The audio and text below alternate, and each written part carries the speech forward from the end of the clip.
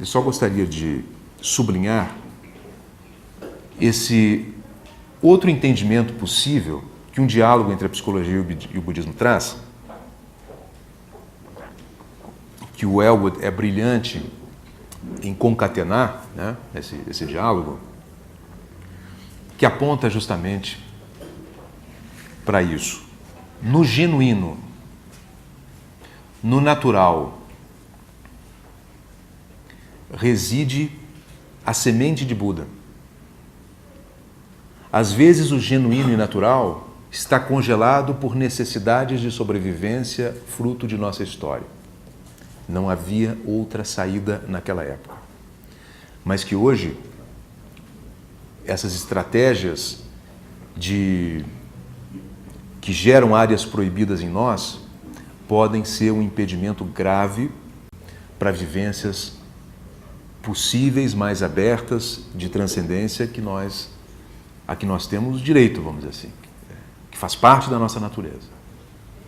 E, portanto, é o olhar respeitoso para essas áreas mal resolvidas e permitir que o desdobramento natural de uma percepção honesta disso mostre os estados de energia, de vitalidade, de libertação, de clareza e de autenticidade que surgem desse olhar respeitoso. Eu acredito que esse é o caminho da real espiritualidade. E acredito que nós precisamos fazer uma revisão da nossa história religiosa. E acredito que nós temos que fazer uma revisão da maneira como as nossas instituições religiosas funcionam. Como elas caíram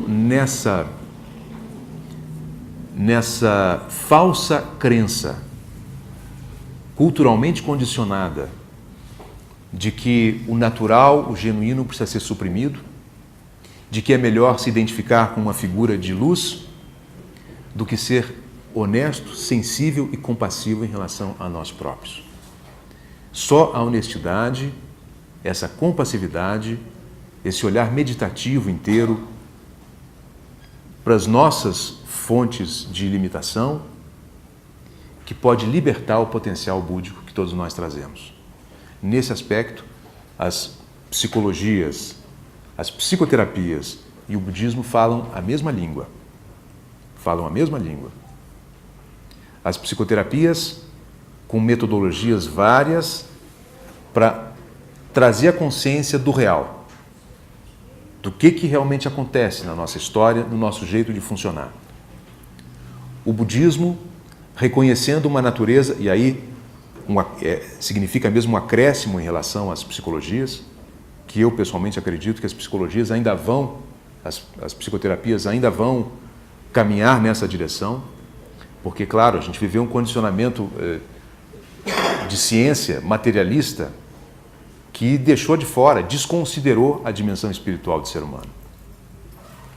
Desconsiderou, não é algo que pode ser provado, né? A despeito do fato de que não existe povo sobre a face da Terra em nenhuma época da história que não tenha tido algum tipo de religiosidade. E também não tenha tido seus expoentes, homens que atingiram um nível de normalidade acima da média, com exemplos de amorosidade, de sabedoria, etc. e tal, né? E muitos deles, não todos, mas muitos deles inspirados nesses ensinamentos religiosos. E quando se vai estudar o budismo, o resultado das práticas meditativas, os efeitos psicológicos de certas práticas budistas, você percebe que isso é um caminho de saúde. E que a espiritualidade, ela entra como um complemento essencial. Talvez o complemento essencial seja até uma redução da importância da espiritualidade. A espiritualidade vem dando sentido para a vida. A espiritualidade, ela é encontrada não como crença, mas como energia da consciência. Uma energia da consciência que dá uma qualidade de sabedoria, amor, amplidão e compaixão para a nossa mente. Isso é espiritualidade. Então, a espiritualidade é algo potencial à consciência. E é isso que as tradições dizem, especialmente o budismo. Então, se a mente consegue entrar no silêncio, entrar no vazio se ela consegue observar como ela própria funciona, por detrás dos pensamentos surge um silêncio, um vazio que traz essa qualidade do espiritual. Ali vai surgindo estabilidade mental, vai surgindo harmonia, equilíbrio, paz, estados elevados de amor, tudo isso surge dessa, vamos dizer assim, dessa fonte por detrás dos pensamentos. Agora, como chegar a isso que fica por detrás dos pensamentos, se os pensamentos, se a nossa maneira de pensar se aferra a formas as mais variadas de automanutenção da identidade, enrijecendo o entendimento de si próprio, ao invés de deixá-lo mais fluido, lutando contra a vida para resistir às crises inevitáveis de identidade, fugindo das mais diversas formas pelos prazeres, desejos, etc. e tal, para manter um prazer dentro de um estado de fragilidade, como se pode ir para trás dos pensamentos? Não tem como. E o curioso é que, dentro de uma vivência religiosa, todos esses jogos podem ocorrer na mente. Né? E aí a gratificação passa a ser a batina, né? Se é desse tipo ou de outro tipo, como uma pessoa que eu conheci. Né? Passa a ser a autoimportância dentro da instituição religiosa. Passa a ser as fantasias de estar sendo agraciado por Deus ou coisa do tipo. Mudam os prazeres, mas os jogos de automanutenção do ego continuam o mesmo. É uma incessante busca de autoimportância. O gozado é que nos estados de saúde não é preciso buscar autoimportância. O sentido assim, de importância do mistério que nós somos é natural, é inerente, não precisa de busca. Só se percebe isso, se reconhece isso, com o surgimento de estados de felicidade cada vez mais profundos. Esse mistério intangível que mora em nós, ele surge espontaneamente, não tem que buscar. Mas enquanto a gente está buscando esses jogos de autoimportância e que vão rigidificando, não sei se acabei de criar uma palavra, mas vocês entenderam, né? O ego, todo o jogo da consciência fica em cima dessas necessidades de manipulação do mundo, de manipulação dos outros, para pensarem de nós o que nós queremos que pensem. E todo esse gasto de energia serve como um cordão protetor contra esses estados de abertura que só surgem no estado natural do ser. Por isso que ir à neurose, por isso que olhar de frente para aquilo que nós fugimos é o próprio caminho da transcendência. Porque na hora que esses bolsões congelados explodem, porque a consciência agora não tem do que fugir, mais consciência surge no horizonte da sua mente. Menos jogos autoprotetores ocorrem no seu funcionamento psicológico. Portanto, mais quietude, mais paz, mais harmonia pode estar presente, psicologicamente falando. E aí a meditação se torna possível. Aí o silêncio pode se tornar natural. Quando a mente não precisa ficar nos seus conflitos e nas suas brigas, sempre brigas contra aquilo que ameaça, ou briga contra aquilo que impede atingir o que quer atingir, né?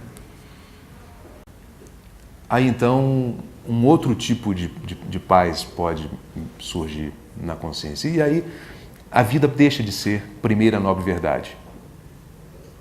Passa a ser a segunda, a terceira e a quarta. A segunda, a terceira e a quarta é que o sofrimento tem causas. Existem formas, a terceira é que existem formas de acabar com o sofrimento. E a quarta é que acabar com o sofrimento significa conhecer esse funcionamento limitado da mente e o potencial de Buda que todos nós temos. Portanto, aqui a gente toma o termo potencial de Buda como uma outra referência de saúde, que eu poderia definir como a plenitude do ser, tudo ativado, tudo funcionando perfeitamente no ser, tudo em harmonia no ser. Nada negado, mas tudo compreendido. Sem se fugir de nada, mas plenamente desperto para tudo que existe dentro e fora de nós. Ou seja, descongelar, desaprisionar o potencial de consciência que é aprisionado nas estruturas neuróticas, porque as estruturas neuróticas fazem um cordão protetor contra a consciência. Quanto mais elas se rompem, mais consciência existe no sistema, mais energia existe no sistema. Os budistas não falaram de neurose, não havia uma psicopatologia como existe na nossa tradição ocidental no budismo. Mas havia um entendimento muito interessante das maneiras como nós criamos o nosso sofrimento. Eu não sei se a gente poderia dizer que as neuroses são mais presentes na nossa cultura. Eu não sei. É fato que em culturas mais antigas, estudadas por antropólogos, o nível de adoecimento psíquico era perto de zero. O nosso mundo é um mundo adoecido. Tanto adoecido que nós, como eu tenho falado nas palestras de ecopsicologia, nossa doença hoje se espelha no planeta que está adoecendo junto, porque nós fazemos o planeta adoecer. E esse adoecimento parte disso, de áreas que nós não queremos nos dar conta. Precisamos não nos dar conta para preservar uma identidade tão arduamente construída. Então, vou fechando, como é um trabalho sobre psicologia e budismo, eu vou contar um pouquinho a história do Padmasambhava. Ela serve como um símbolo, o Elwood coloca isso com toda razão, serve como um símbolo de tudo isso que a gente está dizendo. Quando Padmasambhava foi ao Tibete, ele, um indiano, havia uma tradição ali, uma tradição xamânica de bruxos, que tinham seus demônios e tal. Se você hoje vai estudar budismo, ou vai ao Tibete, você vai perceber que os demônios daquela tradição anterior ao budismo fazem parte do budismo. O budismo tibetano se utilizou daquilo que já existia naquele lugar para fazer o seu, vamos dizer assim, para formular a sua filosofia. Padmasambhava não destruiu, não perseguiu nada, nenhum aspecto da tradição anterior. Ele apenas pôde olhar para elas, aspectos dessas tradições, e fazer uma retradução disso, dando um outro nível de profundidade. É a mesma coisa que cada um de nós tem que fazer conosco mesmos.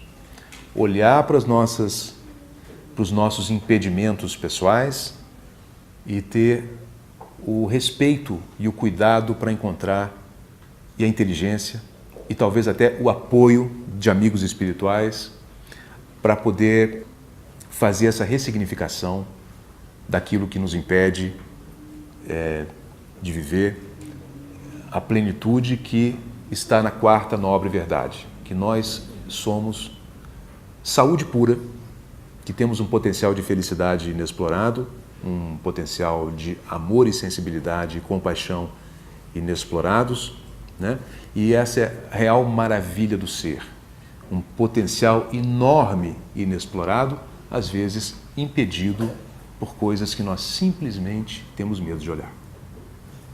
Então é isso.